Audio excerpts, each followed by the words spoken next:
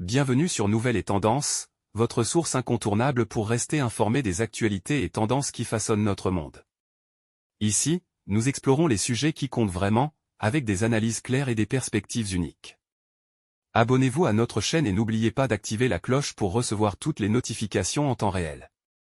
Rejoignez-nous et restez toujours à jour avec les informations qui font la différence. Les 38 milliards de dollars d'aide gouvernementale qui ont sauvé Elon Musk, Tesla et SpaceX. Elon Musk, est-il un génie ou un opportuniste? Une étude révèle les 38 milliards de subventions publiques qui soutiennent Tesla et SpaceX. Elon Musk a reçu un soutien monumental de la part de l'État américain, grâce à ses sociétés Tesla et SpaceX. Une étude menée par le Washington Post a démontré que son empire a accumulé au moins 38 milliards de dollars en contrats et subventions gouvernementales sur une période de 20 ans. Des débuts tumultueux sauvés par les États-Unis.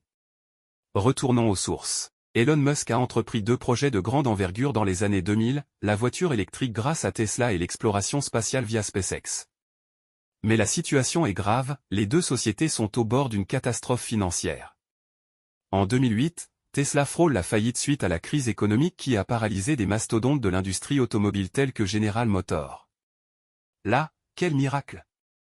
En 2010, l'entreprise allemande Daimler a investi 50 millions de dollars, puis a bénéficié d'un emprunt de 465 millions accordé par le département américain de l'énergie. Et pour couronner le tout, Toyota et GM ferment une immense usine en Californie, qu'Elon Musk acquiert pour une somme dérisoire, 42 millions de dollars, face à une estimation d'1 milliard.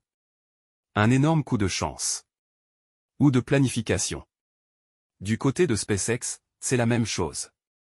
Suite à de nombreux échecs de lancement, la NASA intervient en décembre 2008 avec un contrat d'une valeur de 1,6 milliard de dollars pour des missions vers la Station spatiale internationale.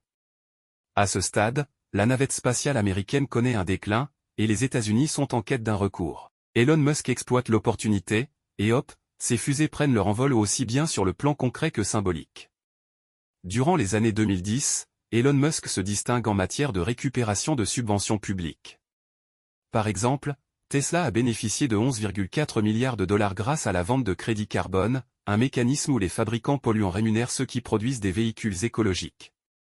En complément, un crédit d'impôt de 7500 $ par véhicule électrique pour les acheteurs aux États-Unis constitue une formule gagnante. Conclusion, Tesla se positionne en tête du secteur de l'électrique tandis que ses concurrents ont du mal à la suivre.